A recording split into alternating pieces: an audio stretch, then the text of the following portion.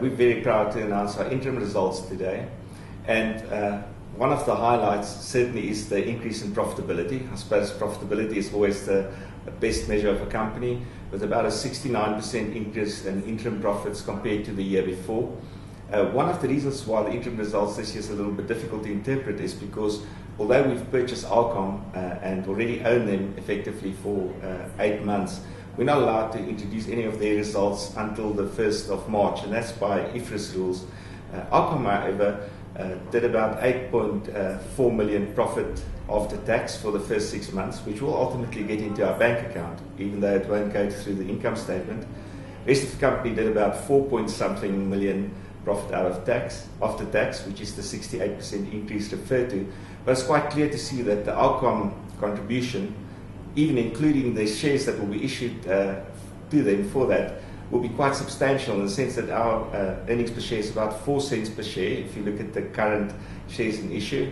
And if you look at Alcom that may be issued up to 66 million, they contribute about 11 cents per share in the first interim period, which really bodes well for the future. Cash generation has gone up to a number close to about 40 million from just over 13 million. Cash generation itself was actually not that good. This is mainly a result of the PSG investment. PSG has effectively made a deal where they're investing a total of about 100 million rand into Poynting. About 75 million of that will come into Poynting as cash injection. 50 million of that we'll only see in this half.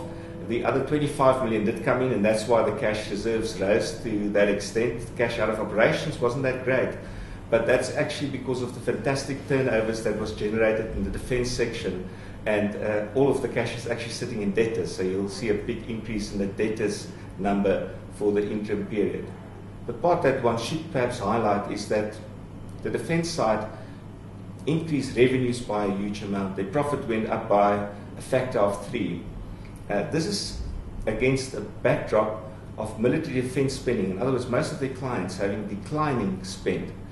So it's actually in a cyclical downturn that they are absolutely roaringly growing in terms of profit. And the reason for that is a huge increase in their customer base. Their customer base is all international, large military integrators, distributors, and so forth. And whereas 3 years ago, 2 customers may have comprised most of their turnover, they now have 10, 15 customers that make up, say, the 80% of their turnover. The part that's really looking terrible at the moment, if you look at the results, is if you go and look at the normal Poynting results divisionally, you'll see that the defence division actually made a profit close to 10 million after tax.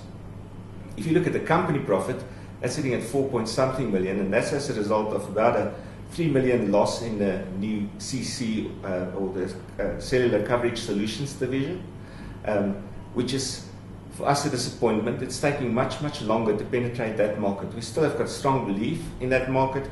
We've restructured to reduce the operating costs, but we will actually increase costs on the selling side, because that's what needs to happen at the moment. We need to start selling those solutions. Commercial made a loss against a very small profit they made in the first corresponding 6-month period.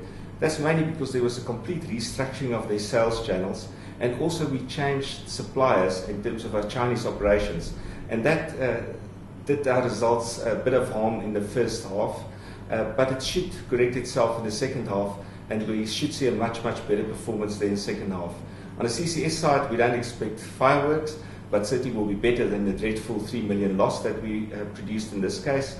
And on the new product side, we had a loss of 1 million, which was expected because there's virtually no turnover yet, and we're only expecting about 12 to 18 months to really see the benefits of all our new digital television consumer products that sits in there.